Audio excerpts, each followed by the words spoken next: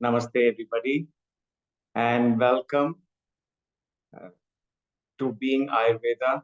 I can see people from different parts of the world, so I'm not going to hazard to say whether it's good morning or good evening.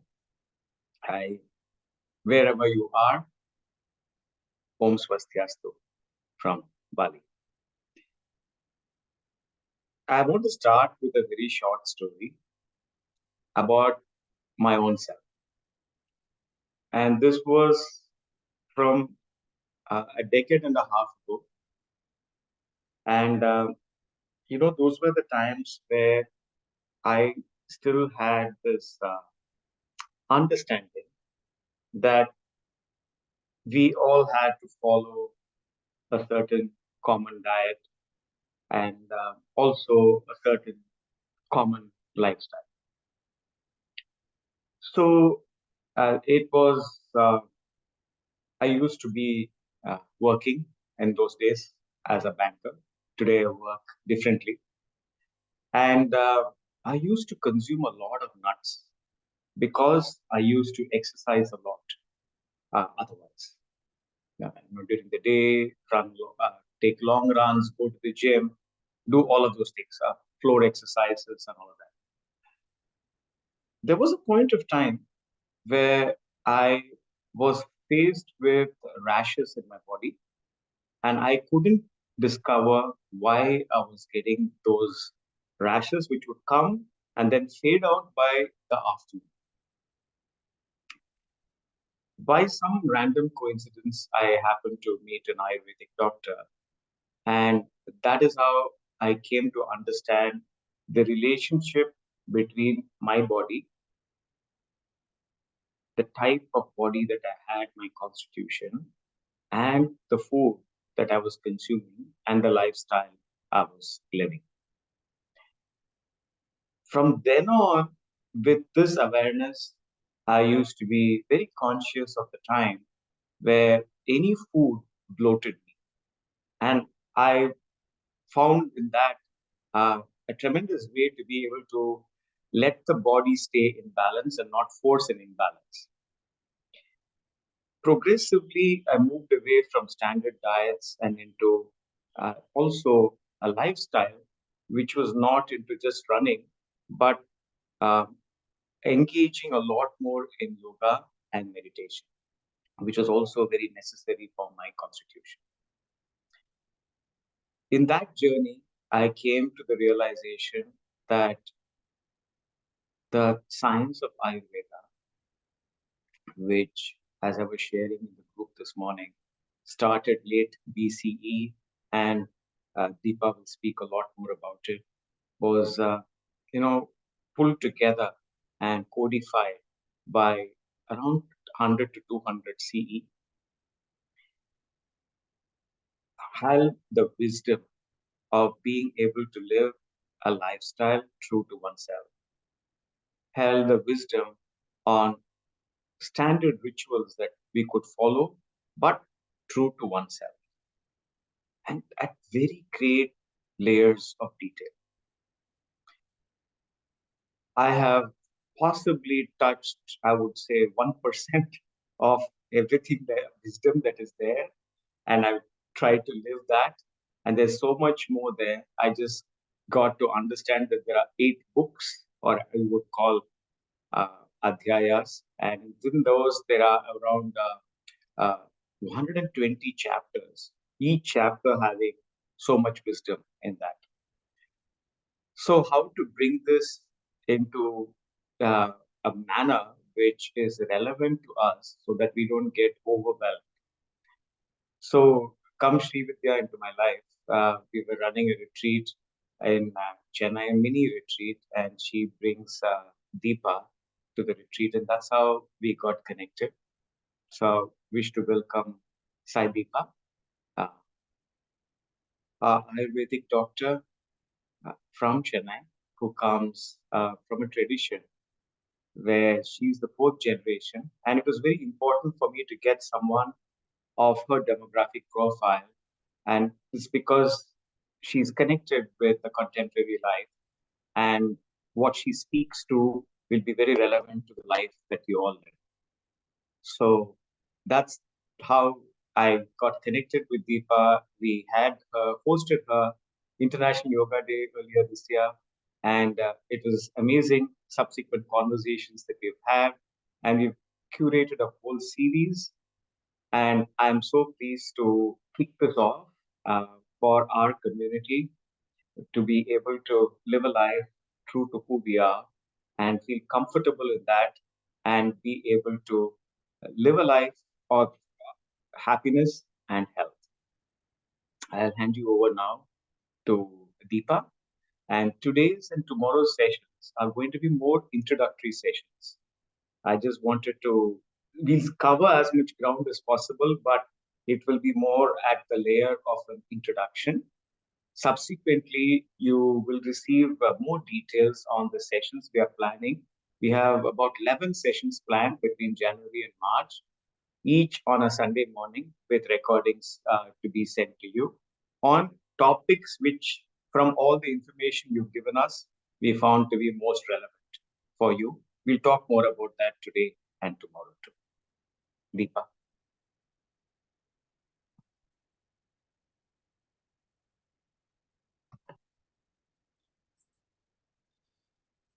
ललितपदक्रमरम्या रञ्जितभावा यथैव शैलूषि मम जिह्वारङ्गतले नृत्यतु देवी सरस्वती नित्यम् ॐ सं सरस्वत्यै नमः ॐ सं सरस्वत्यै नमः ॐ सं सरस्वत्यै नमः. A very good morning to everyone joining us today. You know, Subha, there are certain energies that reverberate very strongly around this universe.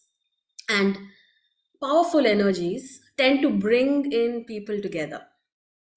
Such is our connection today over this self empowering energy of Ayurveda, that has been made possible because of Subha and a very, very important person, Shri Vidya, who brought us together.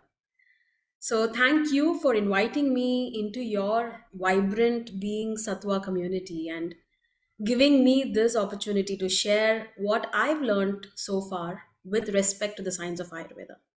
Now, to understand my role here, let me give you a brief overview of my initiation with this science. Thank you for the lovely intro, and just to add a little bit more on a personal note, I'd like to share how being raised in India, I grew up with Ayurveda without knowing I was being raised that way. Right? So until I was 14 or 15 years old, I think I should admit that I was completely ignorant of the modern medical system, which is so strange. As any treatment modality, whether it was for the treatment of chicken pox that we had as children, the common flu that was going around, the fevers that we had, etc. So I was always, or as a family, we always consumed kashayams and arishtams and lehyams and churnams. So I was always surrounded with all these. I really did not know there was another form of medical system that was prevailing around, right? So apart from this, I also remember how as a family, we followed ritucharya and dinacharya, the daily regimens, the seasonal regimens, very effortlessly. It was something that was very naturally done, at our house. um, for example, there were few seasons, or one particular season I should say, that there was no curd given to anyone at home. We were only consuming buttermilk. So at that point, I was not in any place to question anything. It was just like a part of our life. And some seasons, mom would give us food with onion and garlic, but rest of the year there was no onion and garlic served to us at all with any kind of food. So, and only in summers we were allowed to take a nap in the daytime for a maximum of 20 minutes, right? And rest of the year we were not allowed to sleep during the daytime. So another example that, when I look back now, I remember how no matter how important an examination was for us, the next day. The previous night, we were strictly not allowed to stay up late. No matter what the issue was, 10 p.m. was lights out at our house. And whatever it is, you wake up early in the morning and do it. But nighttime, we were not allowed to stay up late, and yoga was mandatory, right? So, and I remember as a child, not much, but as I was going through my teenage phases, I remember how I used to crib, like whether it was summer vacation or whether it was monsoons. Dad used to wake us up at 4:30 a.m. every day, and we have to practice yoga for 2 hours every day. There is no compromise here. So at that time, I remember I was cribbing about all this. Today, after 20 years, I see how beneficial all these activities has been. And I realize right now that it is much more than a medical system, Ayurveda. So as I started learning this science as a profession, I discovered that it was very subtly classified into two parts: Ayurveda for life and Ayurveda as a medical profession. Now, in Ayurveda for life, the preventive aspect is emphasized, and techniques and methods to develop a healthy body and mind, which in turn helps one in their spiritual evolution. That was the core principle of Ayurveda. So, this basically covers understanding one's own physical and mental constitution, balancing one's emotional changes, um, fostering a healthy diet and lifestyle, like how Subha kind of evolved from understanding your own body and evolving. I'm just so glad to hear how Ayurveda has been so supportive uh, for you during your process of understanding how the body works, how an issue can be sorted, in a very basic, simple way. So, ability to give oneself first aid, and also I think it helps process a very beautiful psycho spiritual transformation. This entire science. So, hence, when you look at Ayurveda for life, Ayurveda was meant for everyone to study, right? So, something that I've also been working on is to make sure that Ayurveda as a syllabus is presented in schools as well, because it has to be something that every child needs to understand and grow up with. Um, so, it's easier for them to, experience health. So, Ayurveda as a medical profession, on the other hand, is to cure or manage diseases, for which one has to go through a very exciting but excruciating 6 years of medical course before you are a certified Vaidya or a doctor. Right? So, here, what's very fascinating about Ayurveda is that it looks at health as a multidimensional entity. It's not just about keeping the physical body fit or disease free. So I would like to go back to one of our textbooks called the Sushruta Samhita, which is dated back to about 3,000 years ago. So Sushruta, the sage, gives a very very concise, profound definition for health. So it goes like this: it's a two verse sloka which says Samadosha Samagnischa Samadhatu Malakriyah Prasanna Atma Indriya Manaha Swasthayam iti abhidhiyate. That is swasthya, that is health. So the sloka states that the physical body in its entirety, and the mind, and the senses, and the soul, must establish a healthy balance and harmony amongst themselves while dwelling in this temple that we call the body. Now, that is true health. To understand this sloka, these two lines, Sama Dosha, Sama Agni, Sama Dhatu, Mala, and Kriya, right? So, this one line, it took us in our medical profession, it took us about 6 months to study all these points: the doshas, the Agni, the Dhatus, the Malas, the Kriyas that we do, right? So it's taken us 6 months to just understand this one line. And the second line is much, much more, in the psychological and spiritual level, where it talks about Prasanna Atma Indriya and Manas. Prasannam is such a beautiful word to use here. It's not just santosham, it's prasannam, prakarshena sannaha, prasannaha. Not just simply, content or blissful.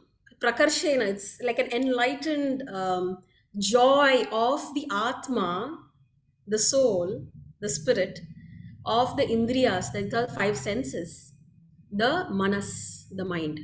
So it's just amazing when I was studying the science in detail as a profession, to know how in depth, how multi dimensions were looked at, was taken care of, not just the physical body when you talk about health. So all this has to be in sync, all this has to be in balance, all this has to be in sama, not just sama amongst themselves, but as a whole it has to be a balanced structure here.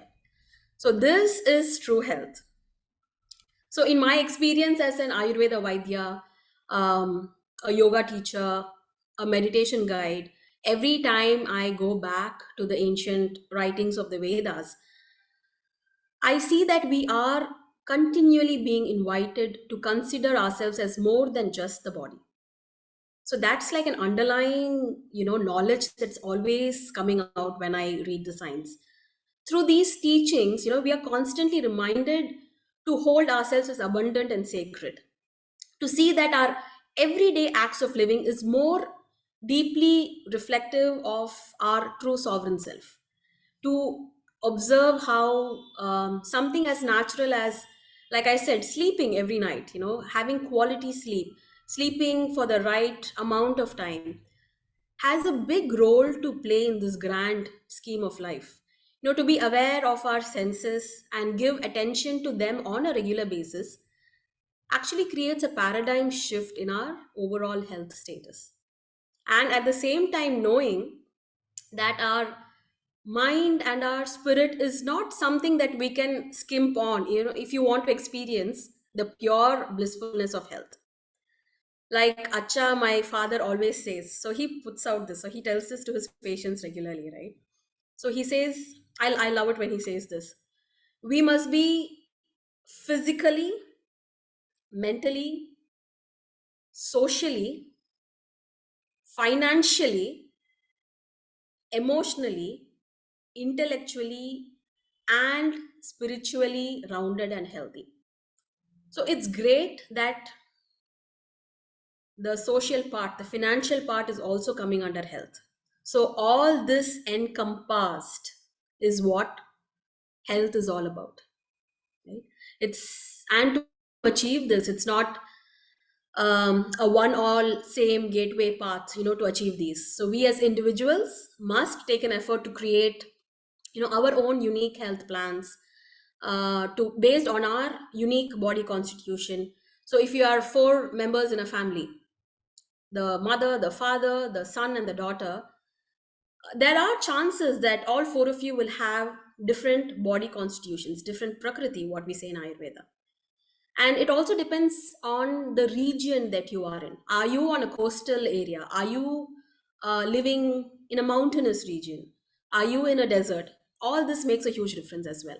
So, based on your age, are you a teenager? Are you a middle aged person? Are you 60 plus? So, based on the different seasons as well. So, this is a huge list that goes on and on and on. So, to understand all these points, I think Ayurveda gives a very beautiful overview of how we can so beautifully, based on all these factors, sync and create what we call true health. So the first step, so as an introduction here, like Subha said, I think we're just going with a very brief introduction to what Ayurveda is. It's an ocean, trust me. I'm still learning. So there are, two things that I wanted to share here as well. Where yes, I have opened all the texts of Ayurveda. I have done my 6 years of Ayurveda course. Professionally, I am a certified Ayurveda doctor. I have learned under various professors and teachers. I've written my exams. I've studied the texts.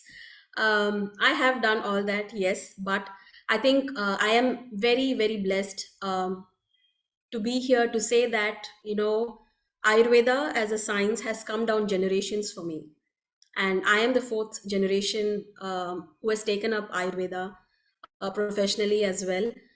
So the advantage here for me is that though I have done the course, the 6 year course, there is a certain difference when it comes to actually experiencing Ayurveda, through generations. When you live the science, when you live Ayurveda, when you see how your grandfather actually made those small alterations, which was not really based on the prescription that was in the text, right? So, and that's what's so beautiful, what I completely enjoy, that the science is so flexible. You need to make changes according to the present living situations, present conditions, a fast paced life that we are living in, not knowing the difference between what is organic food, what is inorganic food. So, how do we navigate in this present Kali Yuga? So, a science that is dated 5,000 years ago, how much of it are we able to actually extract and use today? Right? So to be able to see how through generations, so there are documented papers from my great grandfather that I am reading right now. It's all in Malayalam, but getting it all translated, and to see such a vast difference even just from 100 years back to today is mind boggling, but the essence is the same. The principles that we are still using is the same. So how are we going to contain the principles and yet make these very beautiful changes based on our current life situation, based on how this current world is moving? So for me, I would say that has been a huge advantage, coming in from a family of um, people who've been following Ayurveda for generations. So here the first step to health, what I have understood over the years, is awareness. Something I think Subha has always been talking about, also, from what I've heard from his session so far. Awareness is the first step to health. Now, at this juncture, what I want is for everyone to maybe take out a piece of paper and pen, or you can also just open up your notes on your screen or on your phone, and we will take about 3 to 5 minutes just to do this very small exercise. So if everyone is ready, I'm going to give you like few seconds to quickly grab a paper and a pen, or open up your screens, to write down, to note down something that's very, very important for us today.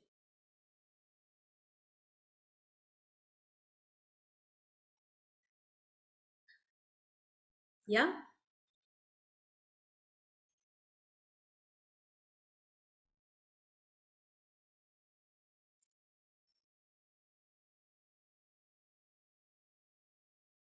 So once you have your screens ready, once you have your paper and pen in front of you, we are going to take few seconds just to close our eyes. Just sit back. Allow your spine to rest. If you're comfortable sitting straight, still allow your spine to rest. Unclenching your jaws, allowing your lower jaw to just settle down, relax.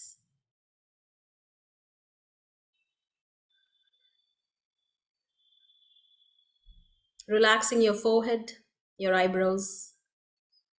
Taking in that one beautiful deep breath, centering ourselves here. Before we do this very small exercise, focus on your breath. Inhale deeply, exhale slowly and completely.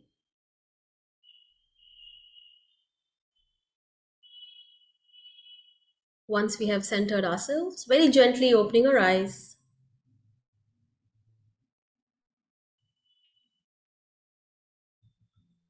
you can take your pen in your hand. So, what I want you to do is write down about 3 to 5 daily habits that actually support your health.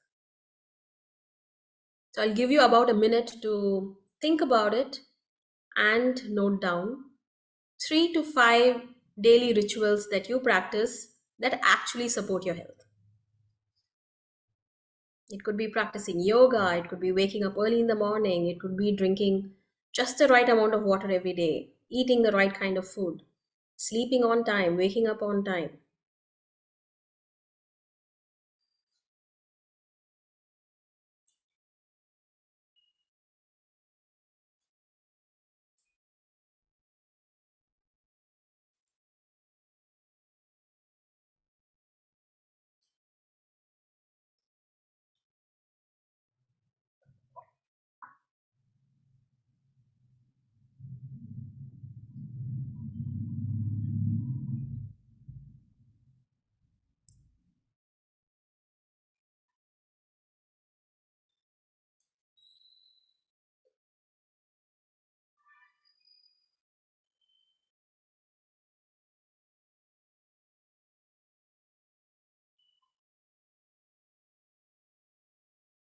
Yeah?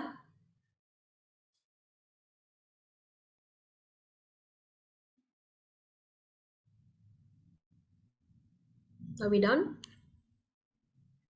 Great. Okay, so now I want you to next write down 3 to 5 daily habits or habits that you're following once in a while that are not conducive in your health journey. Something that's not really helping you. Like, you know it. When you do it, you know that, oh, this is not right. But, we tend to do or have these habits. It's a habit. So you just do it. Now you do not know how to get out of the habit, right? So there are few things that we do like that every now and then. There are few things that we do just to please somebody, which is not really good for you. So it could be a physical act, it could be like a thought process, it could be a mental act. So you can write down about 3 to 5 habits that are not conducive or taking you towards health.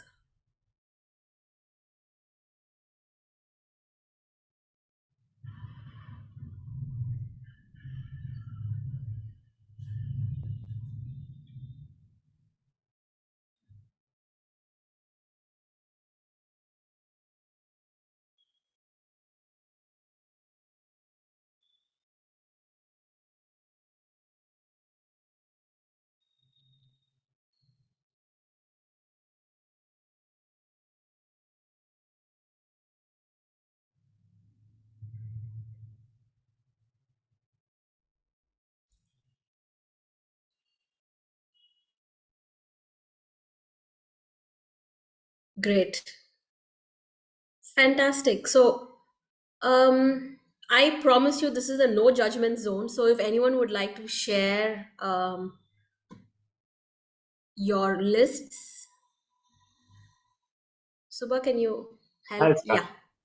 So Yes. I think the most important thing, I'm talking of the second piece. I think the is for me is sleeping late and sleeping the time variability with sleeping and leading to variability in wake up time. I would say that would be the number one issue that I deal with. Um, Not as an excuse for it, but because I communicate with people in different time zones and they communicate with me when it's convenient for them. And there are even youngsters who I communicate with. So they are up at 1 a.m. and 2 a.m. And so this challenge is something that I have to learn to deal with, which is feel comfortable to go to bed consistently, knowing that I will not be able to respond to everybody till I wake up. Yeah. Thanks. Thank you, Subha. Thank you. Anyone else would like to share their lists here? I can go. Yes, please. Um, I wrote down the good things that I do is I've been working on my diet recently, eating more healthy. So the contrast of it, which I wrote that I'm doing negative, is I do end up eating sweets. I have sweet tooth, even though I eat more healthy food on in general. When it comes to sweet, I cannot. That's a contrast I wrote on the second session. The good thing that I do, of course, is I regularly do yoga and try to walk. The contrast I wrote on the negative side is that even though I want to walk a lot, I do try, but quite a lot of time I do take taxis when I think, oh, I should have taken MRT, which would have made me walk more, towards my goal, things like that. And then the good thing that I do is, of course, another third one I wrote healing myself through art. And the contrast I wrote, of course, sleeping late on weekends. Sometimes I get so absorbed with my art, I sleep late. But most of the time on weekdays, I do sleep on time routine. That is the good thing that I do, except for the weekends, which is the contrast I wrote. And social media, even though I use it for inspiration, I don't do random browsing, but sometimes I feel I use it excessively. Thank you so much. Thank you so much for sharing. That was lovely. Yeah. I think all these points is so valid for a lot of us, which is non-conducive to our health. We know it. It's not like we don't know it. But yet, yeah, totally understandable. Yes. Anyone else want to share? Doctor, hi, this is Madeline. Can you hear me? Yes. Oh, great. So some of these are redundant already, what Priya and said, but certainly going to bed too late is number one, and I'm working on that. Probably not measuring my water to make sure I'm drinking enough water every day. I'm working on that. Trying to reduce the amount of screen time. I'm now leaving my phone at my husband's request in the other room after 7 o'clock at night, so I'm not tempted. And again, what Priya just said is sugar. That's sort of my comfort food, since the rest of my diet is so good. So if there's a stressful time at all or a sad time at all, I think sugar becomes my comfort food. Even though it's the worst thing I can possibly do. So I'm working on this. And as far as the good things, I think every morning for years I get up and have 2 warm cups of fresh grated ginger, lemon, turmeric water tea, which has been, I guess, a 10-year habit. Mostly a plant-based diet, which I'm moving more toward hopefully 100% of that. Thanks to Surbi and Suba doing yoga now every day, which I never did. I've been meditating now for the last 3 years every day. I drink green tea every day. I listen to music every day. And I make a point of calling 1 to 2 people every day to check in and see how they are and to tell them I love them. Lovely. So beautiful. Thank you so much for sharing. Thank you so much for That was doing lovely this. to hear. Thank you. Yeah, so if it's not too much, I would love to see everyone's list, but it's fine. We will get, into detail of all this once we go into our main sessions, right? So right now, if it's not too much, is it possible that we can pick up one non-conducive habit or act, right? Look at your list and look at the list of the non-conducive acts, and can you highlight it, like probably circle it or highlight one act out of the list. Yeah. And we are going to do something here, and we are going to simply decide to be fully aware when you choose to act on this, right? So for me, personally, for some reason, and I think it started off as when I was a teenager, where if I eat a pizza, I must have Coke along with my pizza. That was like this marriage between pizza and Coke was something that I wanted to always. Somehow that combination came in, I think, because of good marketing from their side, right? And every time I drank Coke, I knew I had flare ups on my skin. My body didn't really take it well. And but in spite of that, I always ordered my Pepsi, I always ordered my Coke along with my pizza. So here today, now after so many years, I have reached a point where I have decided to cut down on my pizza. So my Coke intake is also reduced, and I drink Coke only when I'm eating pizza. So that's my problem here. So today I have pizza and Coke once in 2 months, and I know next day and 2 days after that I'm going to have acne. I'm going to have um, pimples on my face. It's going to show up on my skin. So what we are going to do here is be completely aware. So next time I'm going to order Coke, I'm going to consciously say myself, I'm going to remember this highlighted point, drinking Coke with my pizza. And I am going to remember not to order Coke. I'm strictly going to tell myself not to do it. Right? So if we can pick up that one non-conducive habit from your list, and if you could today, right now, tell yourself the next time I'm going to actually act on this, I'm going to tell myself not to do it. So what we are doing here is we are trying to eliminate, right? Rather than, I think it's a trend right now to keep adding on to the lists, to keep on adding things that are right, to keep on adding things that we should ideally be doing. Rather than that, if we can start off with eliminating what is not good for us, that is more easier than starting to add stuff into your routine or your lifestyle. So once you know that something is not right for you, start off this process. Take next 6 months, take the next 1 year to start off eliminating what's not right for you rather than trying to add on a lot of, I'm going to start eating well, I'm going to start doing this, I'm going to start, running every day. Yes, if you are capable of that, yes, please do, but focus on eliminating what's not required for you, right? So that said, in continuation with this topic of awareness and of how our body knows, how our body gives signals every now and then, there is another very beautiful text called the Ashtanga Hridayam in Ayurveda that we study. And there is this very one line, very, it's quite hidden, the line is quite hidden, it's like a part of a huge paragraph. So this is like the end of the paragraph where people kind of tend to ignore, but it caught my attention when I was studying my 6 year course. It says yatha purusha samprapte tatha dehi pratishtitah. So this verse is not a direct point at you. It's like an indirect point that the acharyas are giving us here. So this verse suggests that the body, like the fundamental elements, possesses a certain stability, indicating that the body has an inherent capacity to maintain balance and stability. So that's what's so beautiful. That is a fact, that is something that I have experienced, that is something that we have all experienced.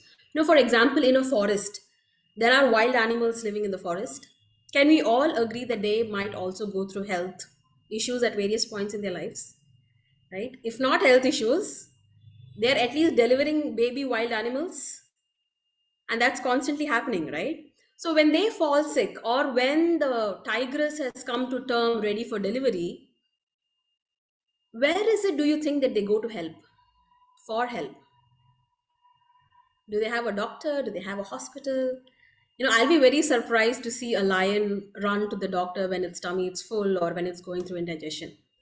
Now, first of all, they know when to stop eating. Animals are very, very smart like that. So even if there is a full grown bison carcass in front of them, they only consume what's required for their body. Yeah, the rest of it is taken up by scavengers, vultures, hyenas. They come and finish. The lion is not thinking, this entire bison is in front of me, I'm going to consume everything. No, it takes what's required and then goes off. And in case the animals are unwell also in the forest, they naturally know how to treat themselves. There are certain herbs, there are these barks from the trees, there are mineral water sources that they naturally are drawn towards. depending on what's bothering them physically. They know what to do. I'm like, how marvelous is this? Who has taught them this? How do they know? What is it that's guiding them to this? Coming to us as humans, we have all at some point experienced this scenario, at least once or multiple times, being presented with a plate of food, as a thali or LSAPAD, and 5 to 10 minutes, into the appetizers and halfway through the main course. Can we all be very honest here and, be aware of that, reach this one point where you know that it's enough. You've eaten, you're halfway through your meal, and you just know that it's enough. Your body has given you that very subtle signal already. Now it's like this very small nudge, that comes from within, telling us that, I'm good, I've eaten enough. But you continue because you still have the rest of the main course. And so this little voice is brushed aside, is ignored, and we continue to eat. Now, after a point, the little voice doesn't stay little anymore. It comes up as this loud burp, giving us this very tangible alarm that it's really enough. Your body is now actually giving you out a sound telling that it's enough to eat. But oh, there is still the dessert that I've been looking forward to, right? So, what is this little voice? What are these nudges and directions that we are getting from within? We will go into the depths of this in the future sessions. But for now, I think overall it's very important that the philosophy of Ayurveda recognizes the body's ability to self regulate and heal when supported through balanced living, proper nutrition, and holistic lifestyle practices. Ayurveda encourages individuals to align with natural rhythms and promote their body's innate intelligence for healing and well being. So, how can one optimize this little voice within? How can you reach a point where you're not going to really ignore that little voice each time it comes out? You're going to start to trust. How does one do that? What are these natural rhythms that we are talking about? How, based on my body constitution, can I align with these natural rhythms? What does proper nutrition really mean? How much sugar is enough sugar? Is refined sugar good? What is madhuram? What is sweetness? What does it do? So it's so lovely that she said it's comforting. Absolutely correct. Madhuram taste is supposed to comfort you. It's supposed to, that is the basic nature of sweetness. It makes you feel good from within. But based on your prakriti, based on your body constitution, how are you digesting this madhuram taste? Right? And these are the key questions that Ayurveda has a beautiful, beautiful explanation to, which we will be talking about in depth, in detail. We will be discussing how each body is unique, understanding the body constitution and working on that. It's not a one keto diet, one paleo diet for everyone. Nope. Ayurveda is special like that. Ayurveda is like a reflection, it shows you who you are. So it's like a mirror. So Acharya Shunya from California, she has a beautiful center in the US. So she says, Ayurveda is like a mirror. I love it. I love that connection where she connects Ayurveda as a mirror. So you stand in front of this mirror and Ayurveda will show you who you are, basically, in pure, full honesty. So there is no filters here. We will be looking at ourselves as the way we are, accept ourselves as the way we are, and we will be going through all these stages with our sessions that are coming up in the future. So with that, I would end today's session. Thank you so much, Subha.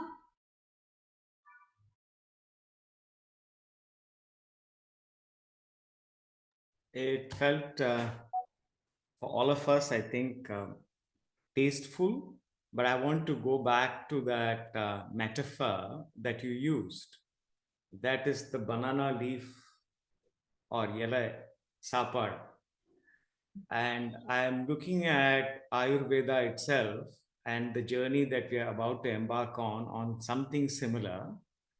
And it is better that we take today's meal and do something with it in bite sized pieces, if you will, rather than take it all in today and burp it all out and forget about it tomorrow because we will go to sleep now and then wake up and forget everything. So I think it is fabulous for us uh, I wrote some things down and as a summary of today, and I just want to open up to some questions. And tomorrow, what do you plan to cover, Deepa, before that? So, so tomorrow we'll go a little bit more in depth. So this was today was like an overall understanding of the essence of what Ayurveda was, right? So next tomorrow, I think we will um, start formulating small, tiny changes that we can do towards health. Yeah. We will understand what aharam is, food is. We will Yes. understand what sleep is. A very brief overview of the concepts of Satvita, Dinacharya, your daily regimens, your seasonal regimens. We will just brush through those concepts. Um, what is a lifestyle that you should have when you're healthy? What is the kind of lifestyle that you should adapt when you are in a diseased condition, when there is a problem? Mm, mm, mm. Right? So, importance of why a teacher should be present uh, when you study the science, something as vast and huge as Ayurveda. Nice. So I think these will be the few things that we will cover tomorrow. Fabulous. That's a lot actually to cover, but I think at least we'll get an essence of each of those. And then over the next, for starting the new year, we can go into it, each of them, double click into each of them in using a website terminology, double click and go into the next thing. So, what I got out of today was the first thing I got for all of us who are on this call, our lifestyle at home is the most lasting legacy we leave our children because they grow up in that lifestyle.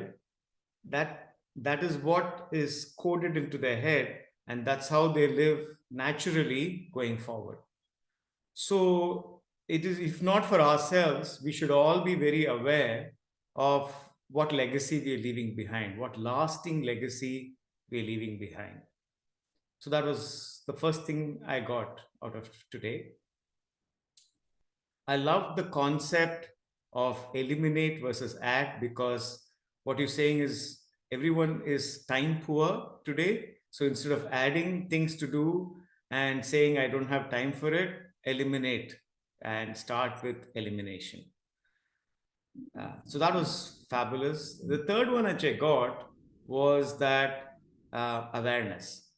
And two things I got there. In fact, one was in the day of wearables, in a day of, uh, we try to outsource even our awareness. So people say, my watch tells me I was stressed at this time, kind of thing, right? So I don't know I'm stressed. I'm letting my watch tell me when I was stressed. So we have outsourced our awareness. So that is something which is important for us to insource, if you will. And the other is we have also outsourced our responsibility towards ourselves.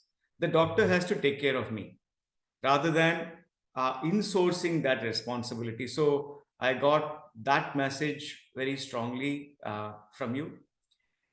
And then in the context of that awareness was that little voice which keeps growing, and at some point of time the imbalance becomes an illness, an illness becomes a disease becomes a chronic condition, and that becomes a lifestyle life long kind of thing that we carry with us. The other thing which I got from you was that within us we have age, within us we have our body nature, and then we have our body today's condition.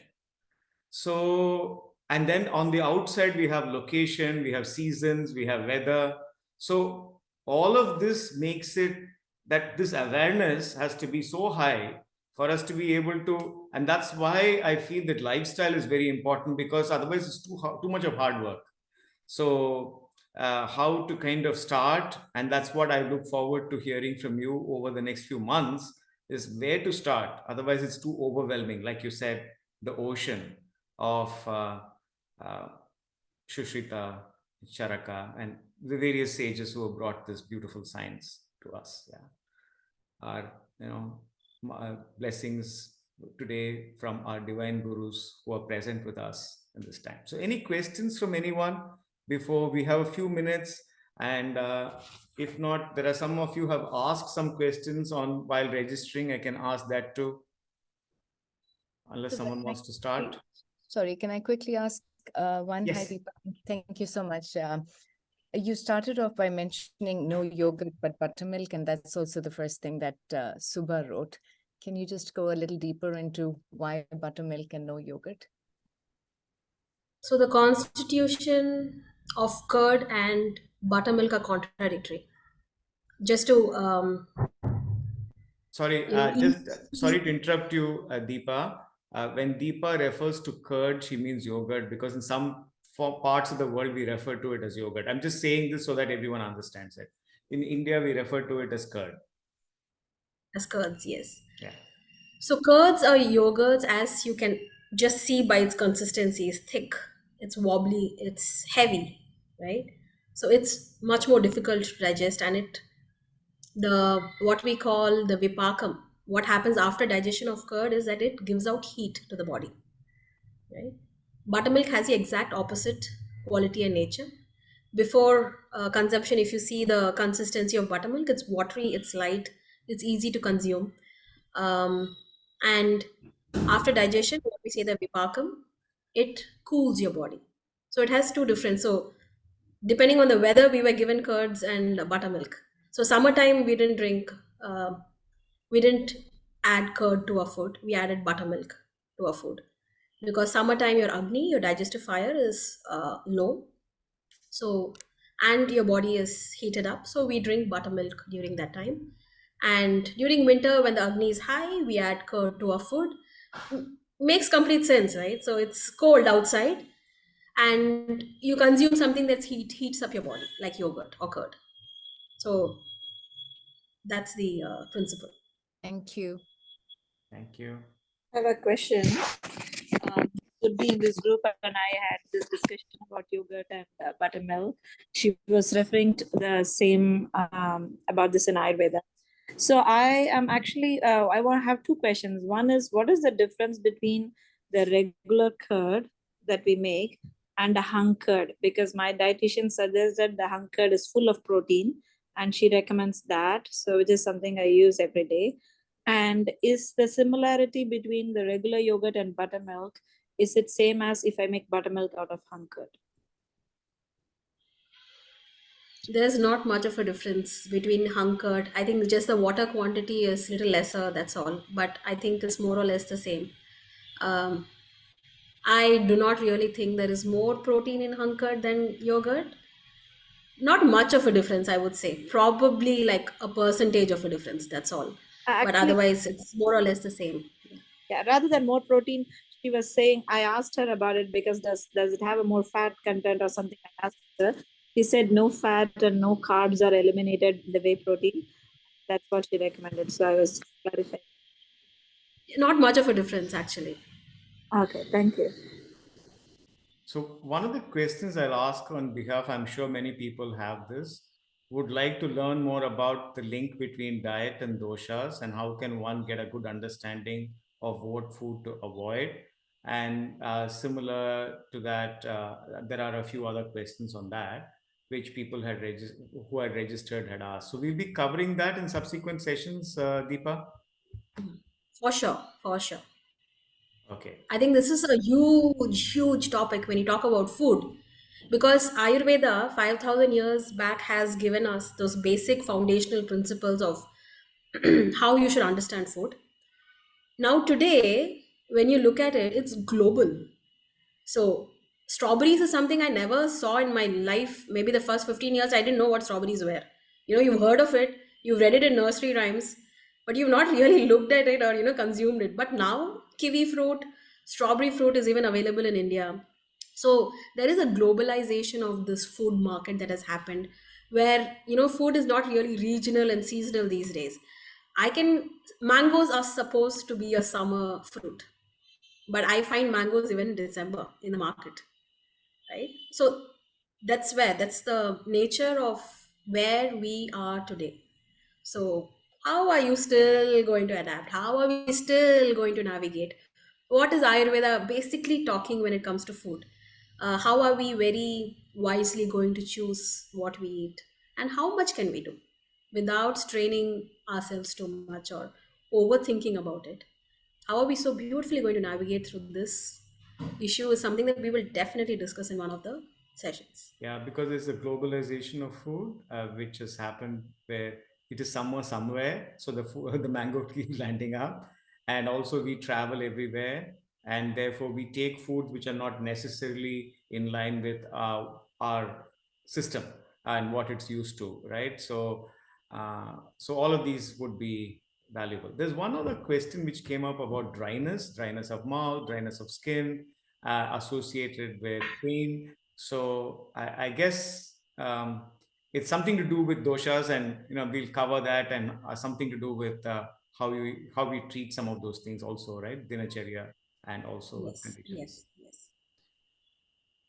Uh, I guess is there any other question? Yes, Jayshree, go for it. Good evening, good morning.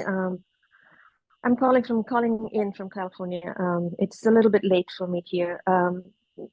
Doctor, I wanted to ask you a question with regards to food. Food, in my humble opinion, is a psychological affair. We have a psychological affair with food. And coming to that point, I also feel that this ancient philosophy towards food does not support the concept of the uh, negative mindset or negative attitude. What I mean by that is, in this day and age, we tend to beat ourselves up too much, and even hearing what Ramapriya said or Madeline said, there's a reason why somebody gravitates towards sweetness for comfort. There's a reason why somebody like me gravitates towards salt for comfort.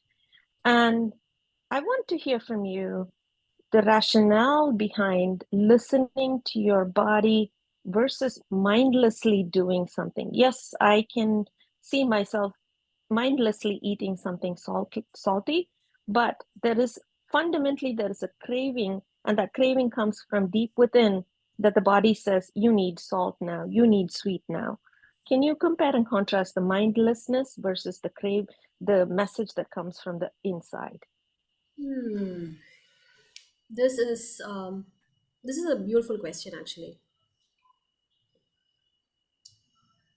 So when we have to start talking about psychology of anything, whether it's food, whether it's our habits, it's a vast, again, it's a huge topic to discuss. But just to put it out there, even when you open social media today, when you open the internet today, like I was telling Subha the other day, there is noise and there is voice, right? There's a lot of noise, something that is disturbing, and there is voices that are giving you the exact signal. So same thing that's happening within us as well. So we have a lot of noise that's going on, and there is a voice that's also telling us. So to be able to be in a state, so for those who practice meditation, for those who practice spirituality, those who practice yoga, it's much more easier to be able to listen to the voice that's telling you to do what's exactly right for you. Yes, there are certain body types that gravitate towards um, salty food. Some love their sugar, their sweet tastes. But to be able to do everything in moderation is key as well. So I think to strengthen that inner voice and to be able to stop exactly when it's required is key here. Nicely put. Thank you.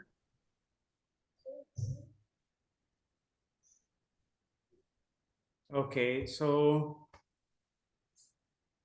anything else at this point, or shall we meet tomorrow? Shall we wrap it up for the day? We are on time, and thank you all very much for joining this inaugural session. I will be arranging, our team will send you the recordings of today and also tomorrow.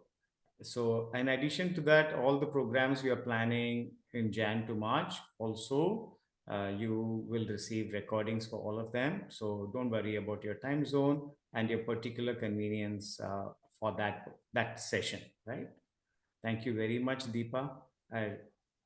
Gratitude to you.